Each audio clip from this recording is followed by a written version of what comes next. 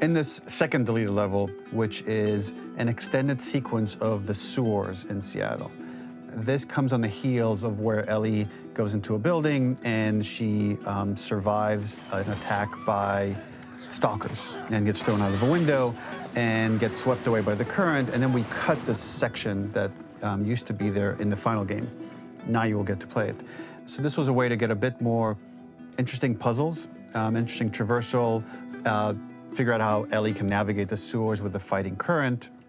Ultimately, with a lot of these levels and these sequences, the reason why we cut them were for pacing purposes. But here it is for you in this very kind of raw form that part of it will feel finished, parts of it will feel like assets are missing as far as audio, animation won't be final. But it's a glimpse into what a game looks like when it's months away from finishing. Enjoy.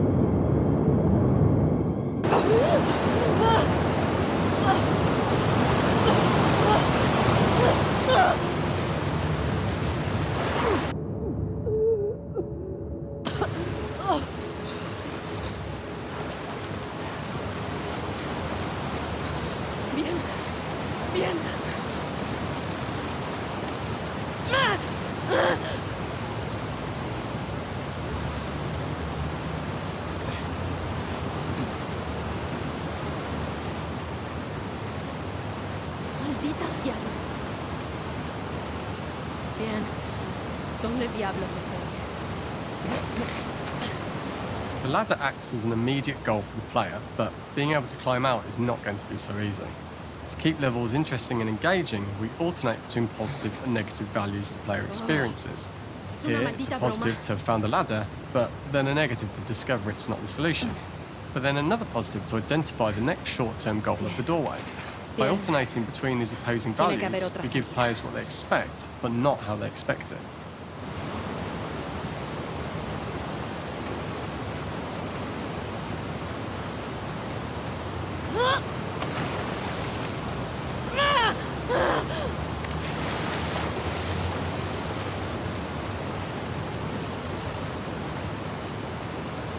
This level, internally known as Find Nora, was quite long in duration as we had to make Ellie traverse a far distance to the opposite side of downtown Seattle.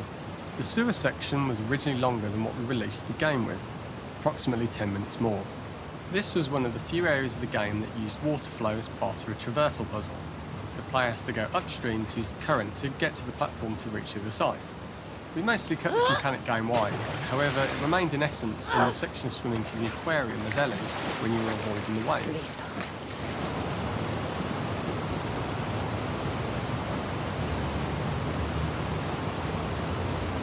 When players reach the doorway and enter into the room, they are faced with a dead end.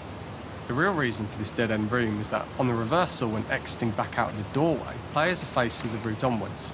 A pipe that they'd not been able to see when they were swept past it on the way in, and something that was hidden from view when on the side platforms.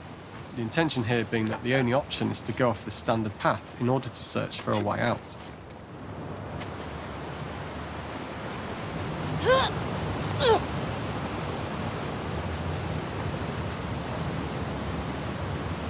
Sáquenme de este maldito lugar.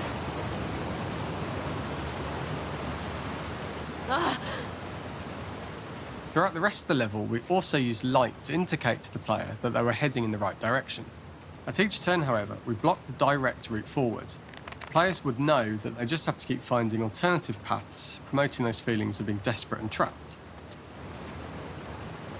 We slowly introduced the player to consider climbing into smaller pipes and crouching in these tight spaces. This is to slowly build up to and encourage the player to climb into such small pipes that they'd have to be crawling on their stomach, which is something that the player previously may not have recognised as a playable space, let alone the desired route they need to take. We added a tiny space just to reward the player's exploration with a pickup item, and we made sure it was something that made sense that you'd find in this area. A canister and all the garbage that had been washed into the sewers from the surface.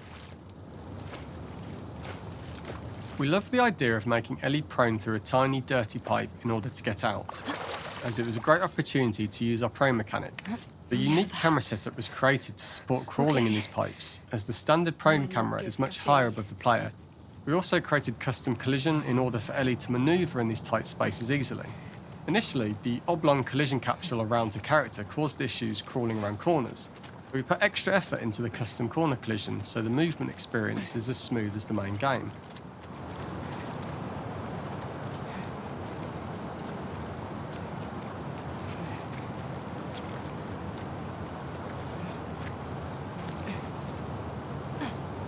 In order for the player to feel cramped, claustrophobic and desperate, we'd been enforcing the traversal mechanics that allow for a tight environment which promote these feelings.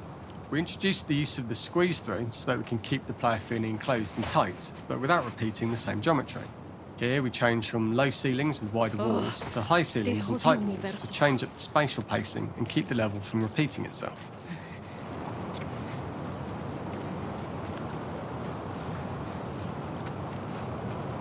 Este sería un lugar de mierda para morir.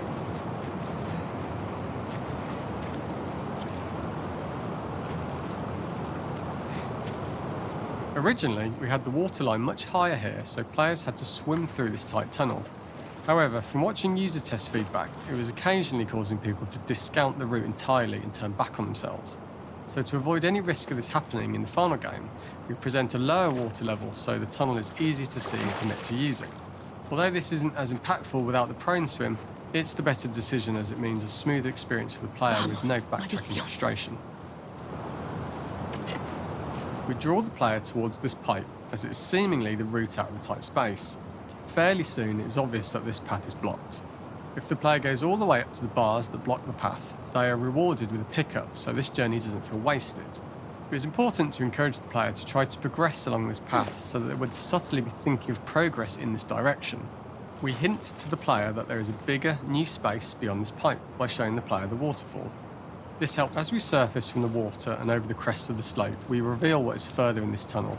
A clicker that has sprouted and the fungus has grown on the sides of the pipe. It was great to see people who user tested this area becoming increasingly worried as we forced the player to squeeze past the fungus and inches away from the clicker's face, all the time not being sure whether the clicker might be alive or attack them. Although we aren't as cruel as to force a clicker attack in such close proximity, we do have a payoff for this moment. This clicker momentarily turned into Joel to show Ellie's PTSD from what happened to Joel at the start of the game. Ultimately, we decided to save this moment for the farm level, as it was more impactful there because it could become the centrepiece of that experience. Whereas in the sewers, we weren't able to make it as much of a narrative point and give it the breathing room and reaction time that it deserves, given the tight space.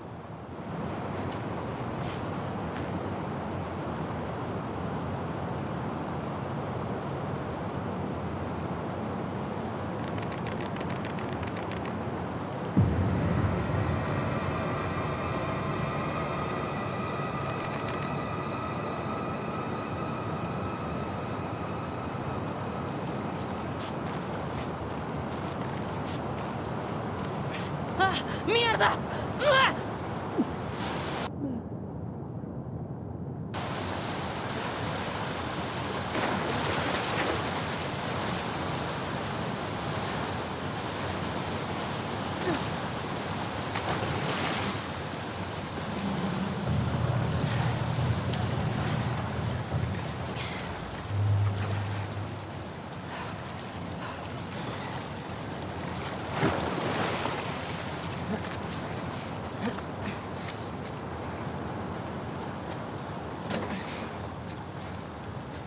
Using this pipe was retained in the iteration we shipped with, as it's the last of the extreme methods Ellie has to undergo in order to escape the sewers, and what she will go through in her pursuit of revenge.